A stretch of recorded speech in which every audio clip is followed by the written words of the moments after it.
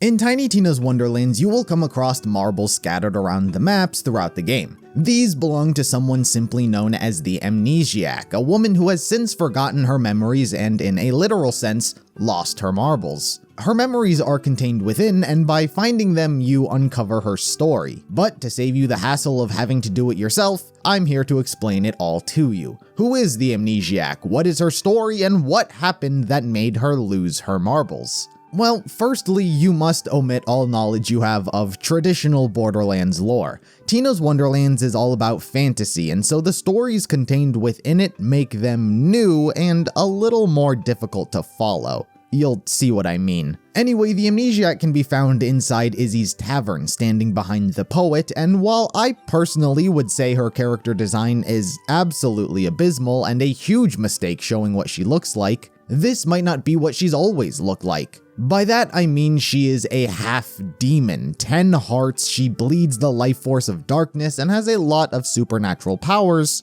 not all of which she seems to be in full control of. I didn't mean to scare Billy. Demon powers are just unpredictable in halflings. Those castle walls were bound to fall anyway if one wee bump did them in. Maybe the townsfolk will see I did them a favor. After I buy Billy a clean pair of trousers. Being a half-demon, she suffers a lot of prejudice from the townsfolk and will often get made fun of for things she didn't intend to do. She'll get chased around by angry villagers with pitchforks, and they even insultingly made up a little jingle about a time she destroyed a school when she accidentally farted. The townsfolk made up a ditty about me. Here comes Lil Devilkin, knocked down the school by passing wind. Just because it's true doesn't mean it doesn't sting. I'm human too. Aren't I, flesh and bone? Don't my 10 hearts beat? If you prick me, do I not gush eternal in the life force of darkness? But undoubtedly, the most important person to her story would be a sorcerer boy named Eldon. A boy talked to me today. Eldon. Said I was special, like him. He cast a spell to prove it and turned his teacup into a slightly fuller teacup, I think. Honestly, I couldn't tell, but I was so glad for the chat. It's much nicer than terrified screams. His parents had a legendary reputation, revered by the queen and the townsfolk, and so he always wanted to be just like them. However, the problem was he was relatively weak and inept. Eldon's parents were legendary heroes, wyvern tamers, giant slayers, favorites of the queen. He wants so much to be special like them, like me. When I said he already was, he scoffed. He wants so much to be extra when I'd be so happy with ordinary. Eldon wants to be a hero one day. Silly. Helping people who chase you with pitchforks for totally accidental and therefore not your fault property damage sounds daft to me, but he gets so excited. I play along. He's cute when he's excited. Eldon didn't have the same power or strengths his parents did, nor the same power the Amnesiac had. But he wanted to. Due to her obsession over him, the two started traveling together as a pair, and Eldon would begin taking more notice of her powers and what she was capable of. To make some coin, Eldon started a wart-shrinking side hustle. Long story short, he grew one into a third head instead. Luckily, the chatty thing responded well to an old-fashioned demon punch to the face and topical ointment. Extraordinary teamwork, I say. Eldon thinks my powers are cool. I've started lifting everything when he's around. Horses, carts, anvils. I lifted him once, but a wyvern snatched him and it took forever to get enough raw skag to lure it back. Ugh, rookie move. A very important piece of lore regarding this story would be that of desire demons. As the name would imply, they are demons who try to take advantage of one's desires and corrupt them. The Amnesiac has begun to form romantic desires towards Eldon and so has become a target. Their importance will become a lot more relevant later on in the story, but for now she has begun getting targeted. Another desire demon tried to sneak up and possess me today. They're always trying to con halflings into going full D, like we don't have enough problems. Eldon chased it away. Well, he tripped and fell on it, but same diff. I told him he was my hero, and he smiled. I like making him smile. Anyway, during their ventures, Eldon would study and practice to become a stronger wizard over who knows how long of time. Eldon spends all his time at the archives now. So studious. I like the way his lashes flutter across the page, and the shape of his lips as he mumbles about possession and soul transmutation and dark bonds. His face is so good. That's a normal friend thought, right? Yes, so friendly. The two of them would seemingly go on a lot of adventures, building up their reputation and notoriety with each passing one. Everyone's calling us the Leviathan Riders now, on account of us, well, riding a tsunami into town on the back of a Leviathan. Wouldn't have happened if someone hadn't gotten himself swallowed while gathering sea dragon scales for some spell. Silly troublemaker. Silly, super cute troublemaker. Eldon tried casting a blaze of glory today and ended up summoning a will-o'-the-wisp who tried to smoke us, the cheeky little ember toot. Anyway, the wisp is squashed, granary's ash, and the townsfolk think we saved him for some reason. Not sure where they got that idea, but apparently, we're wyvern slayers of legend now. Everyone in town thinks we defeated a wyvern with one of Eldon's famous water spells. I teased him by saying I didn't think crying constituted a water spell, and he, cast an even stronger water spell, so to speak. But you see, as time has gone on and Eldon's powers have gotten better, but still not yet truly powerful, his line of thinking became much more shady. Having spent so much time with the Amnesiac, he obviously came to learn much about her, specifically her desire to be normal. She talks all the time about how being a half-demon is mostly a burden she'd rather not have. So he found a method that would allow him to take her powers for himself, getting rid of her demon half while simultaneously giving that power to himself to make him as strong as he's always wanted. He asked me if I still wanted to be normal today. When I said yes, he told me about a ritual that could give both of us what we wanted, a bonding spell. It's not exactly the kind of bonding I had in mind, but he seems excited. It does sound like it could make us both happy, as long as he does it right. Could I truly be rid of my demon powers? No more people afraid of me?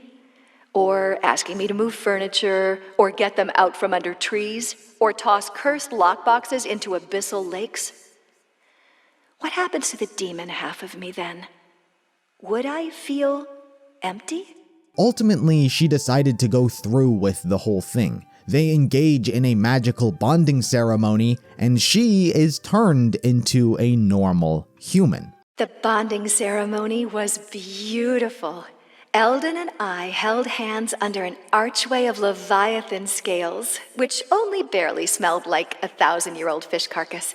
He explained that he was transmuting my powers into magical energy or something, but honestly, it just felt tingly. I feel that way a lot around him. Eldon's powers have grown so much since the bonding. He cast a real water spell and made it rain. People were so scared that they had made the queen cry, that they started bowing in the streets. I feel good too, except that tingly feeling hasn't faded. It's gotten stronger even. And it's maybe started talking? I sure hope it's not something evil and foreboding. Man, that would suck.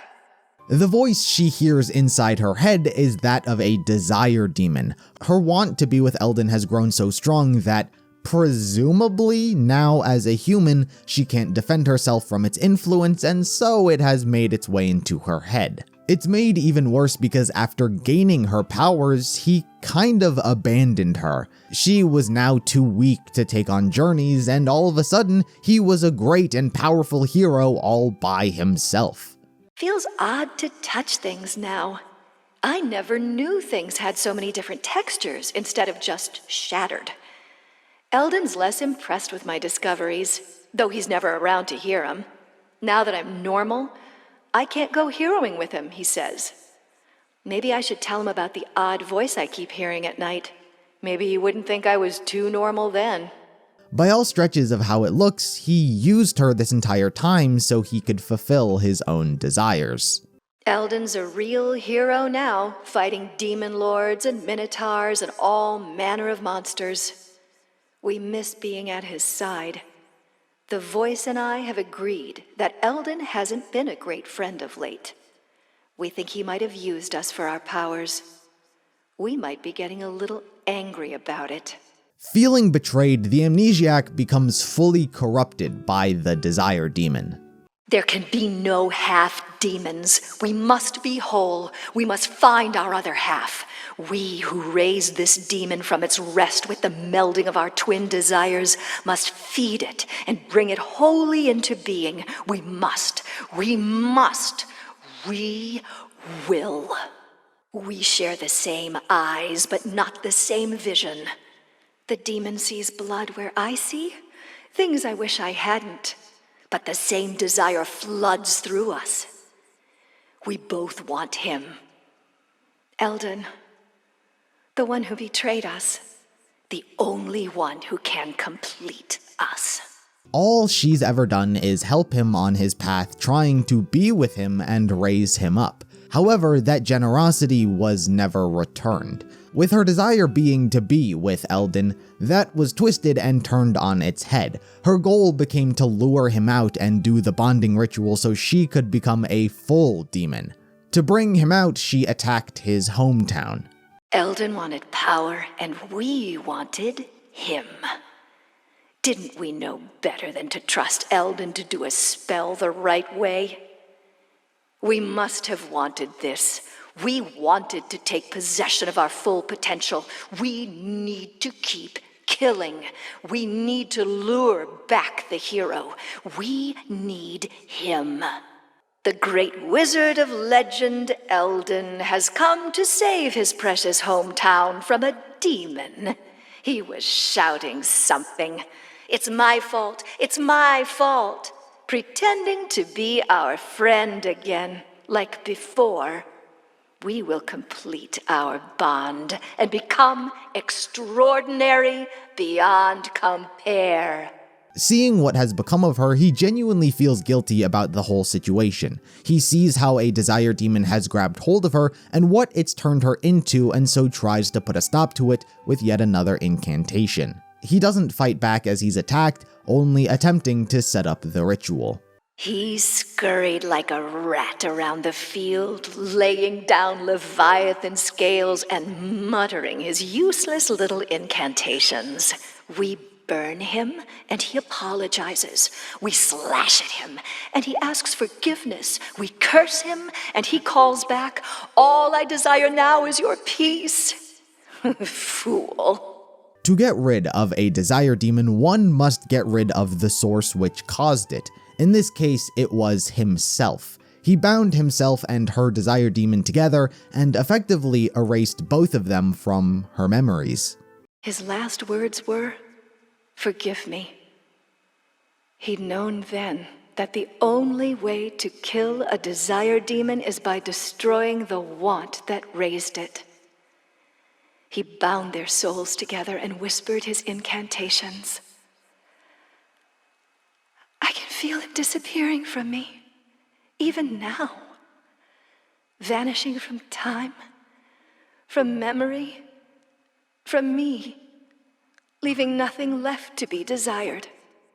To be frank, I'm not certain he did erase himself from history or killed himself, because the townsfolk have memories of the Amnesiac and call her nicknames from her time with him. Admittedly, they don't make mention of Eldon, but history has not changed that much as the people still kind of know her. A lot of things in this story I have a hard time wrapping my head around because everything's essentially new. I don't know if he was possessed by a desire demon as well, or if it was just his own personal desire unaffected by anything. I don't know if humans can be affected by desire demons. I get why she lost her memories because most of her life was with him, but she doesn't seem to recall literally anything, like the fact that she's half demon. But I guess at this point, she is a human because he died with her powers. Unfortunately, there's no big reveal to be had with her story. There's not a big bombshell drop at the end of everything like there was with Nereid. She doesn't say anything new at the tavern when you talk to her.